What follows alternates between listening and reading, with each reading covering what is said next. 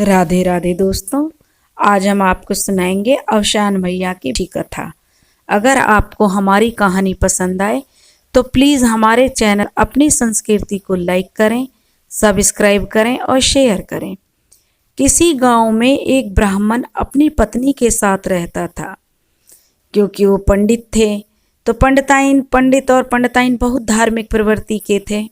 पंडिताइन बहुत अवशान माता की पूजा करती थी, लेकिन उसको कोई संतान नहीं थी।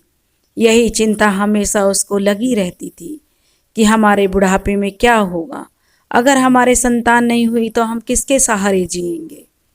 एक दिन उसने देखा कि काफ़ी सारी औरतें कहीं जा रही थीं, तो उसने पूछा, बहनों तुम कहाँ जा रही हो? तो वह कहने लगी कि हम अवशान माता की पूजा में जा रहे हैं। तो वो कहने लगी कि तुम भी हमारे साथ चलो। तो पंडिताइन कहने लगी कि मैं कैसे जा सकती हूँ, मेरे घर पे तो कोई बुलावा नहीं आया है, मुझे तो किसी ने नहीं बुलाया है।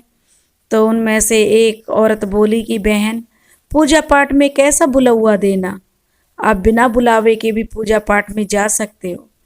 तो यह उनकी बात उसे अच्छी लगी और वह भी उनके साथ अवशान माता की पूजा में चली गई। वहाँ जाकर उसने देखा कि अवशान माता की पूजा की पूरी विधि समझी, पूजा पाठ किया, तो उसे बहुत अच्छा लगा। प्रसाद लिया और अपने घर को आ गई।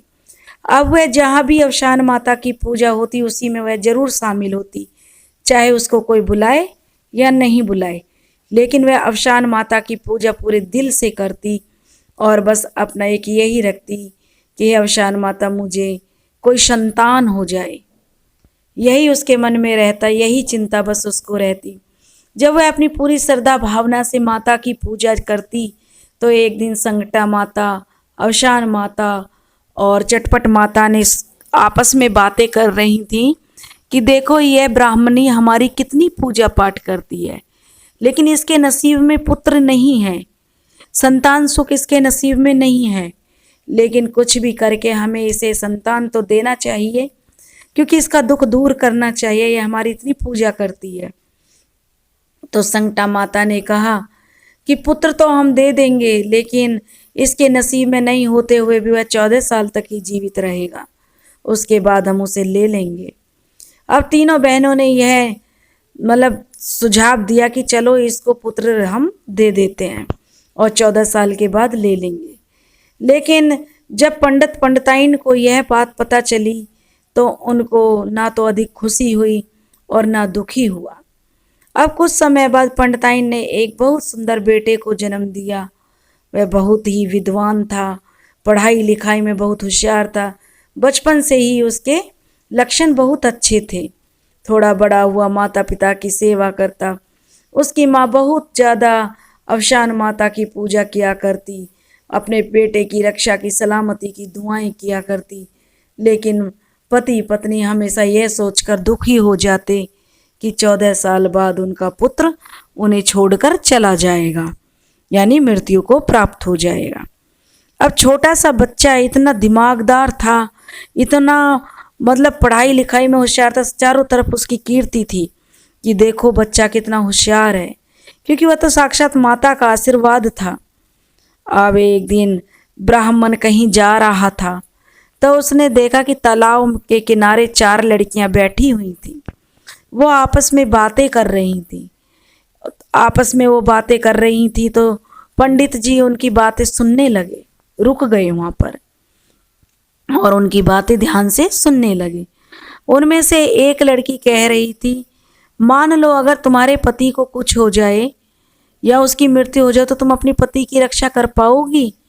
तो वह दूसरी लड़की बोली कि नहीं, इसमें मैं क्या कर पाऊंगी, ये तो भगवान की मर्जी है, अगर मेरे पति को कुछ हो जाएगा तो उसमें मैं क्या कर सकती हूँ। दूसरी लड़की ने भी यही जवाब दिया। तीसरी लड़की से पूछा तो उसने भी यही जवाब दिया।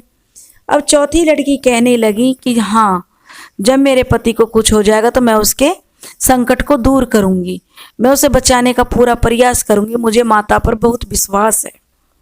उसकी बात सुनकर पंडित जी को लगा कि मेरे बेटे के लिए यह बहू ठीक रहेगी। अब पंडित जी उस लड़की के पीछे पीछे उसके घर तक चले गए। वहाँ जाकर उसकी माँ ने पूछा कि पंडित जी कैसे आना हुआ, क्या कुछ कोई काम था? तो पंडित जी कहने लगे कि मैं अपने बेटे का रिश्ता लेकर आया हूँ। तुम्हारी लड़की मुझे बहुत पसंद है, बहुत संस्कारी है, गुणवान है। लेकिन वह सारी बात अपने उन लोगों को नहीं बताता है कि कैसे मेरे बेटे की उम्र जो बहुत कम है, ये बात उनसे छिपा जाता है। और उनकी बेटी का रिश्ता वह अपने बेटे के लिए मांगता है, क्योंकि उसके लड़के का जो चारों तरफ बहुत नाम था, विख्यात था कि देखो छोटा सा लड़का है, कितना नाम है, कितना पढ़ाई लिखाई का होशियार है। कहते हैं ना कि गुण तो छिप से ही उसकी कीर्ति फैल रही थी। तैयार हो जाते हैं कि क्यों नहीं, अच्छा लड़का है, तो वो शादी के लिए तैयार हो जाते हैं। और ब्राह्मण की लड़की जो होती है और पंडित के लड़के से उसकी शादी हो जाती है। जब पंडित के लड़के से उसकी शादी हो जाती है तो पंडित के घर में बहू आ जाती है। पंडिताइन अपनी बहू का खूब आदर सत्कार करती है। तब एक दिन पंडित जी अपनी बेटे की बहू से कहते हैं, बहू हमने बेटा तेरे साथ एक धोखा किया है। तो वह बहू कहती है, पिताजी यह आप क्या कह रहे हो? आप तो मेरे माता पिता, धर्म के माता पिता हो। आपकी सेवा करना मेरा फर्ज है और अपने पति की सेवा करना भी मेरा फर्ज है। तो आपने क्या धोखा किया? सब चीज़ तो मुझे मिली है, अच्छा पति है, घर में सब सुख संपत्ति है, सुख चैन है, मुझे क्या कमी है? तो पंडित जी कहते हैं, बेटा हमने तुमसे एक बात का छिपाव किया कि जो तुम्हारा पति है उसकी उम्र कुल 14 साल है, उसके बाद वह मृत्यु को प्राप्त हो जाएगा। तो लड़की कहती है, पिताजी आप चिंता ना करें, जो मेरा नसीब होगा, जो माता रानी लिखा होगा वही होगा। तो लड़की जो वह भी बहुत पूजा पाठ जप तप किया करती थी, बहुत ही संस्कारी थी। तो वह कहती है, जो मेरा नसीब होगा उसमें जो भी है मैं उसे सहर्ष स्वीकार कर लूँगी, लेकिन मैं एक पहल तो ज़रूर करूँगी, मैं माता रानी को प्रसन्न करने की कोशिश करूँगी कि वह मेरा अमर सुहाग कर दे। तो उसका ससुर कहता है, बेटी मुझे तुमसे यही उम्मीद है। अब जब 14 साल पूरे होने को आते हैं तो उसके बेटे के सर में दर्द होने लगता है। तो लड़की समझ जाती है कि आज जो कुछ ना कुछ होने वाला है, क्योंकि वह सुबह से ही देख रही थी आज उसको कुछ अच्छा नहीं लगता है। तो वह क्या कहती है, अपने पति से को बोलती है कि आप पूजा में मेरे साथ बैठ जाइए, और अपने पति को पूजा में लेके और अपने सास ससुर से बोलती है कि जो अवसान माता की पूजा में जितनी भी सामग्री लगती है, फल फूल चने, माला, धूप, अगरबत्ती, जो भी था, इत्र वगैरह सब वो मंगा लेती है। और कहती है कि सुहागनों को बुलाइए, और सुहागनों को बुलाकर अच्छे से माँ की पूजा पाठ करती है और उनको खिला पिला कर विदा कर देती है।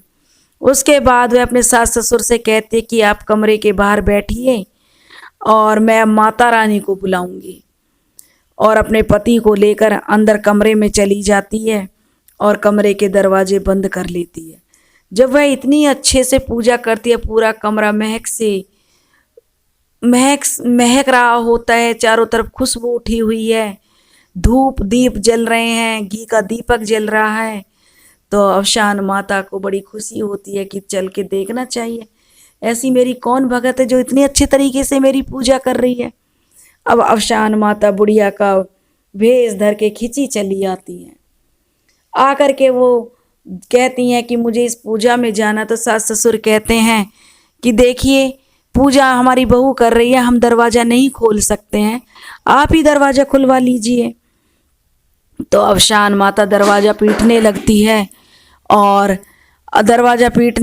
है और अंदर से बहू जो दरवाज़ा खोलती है।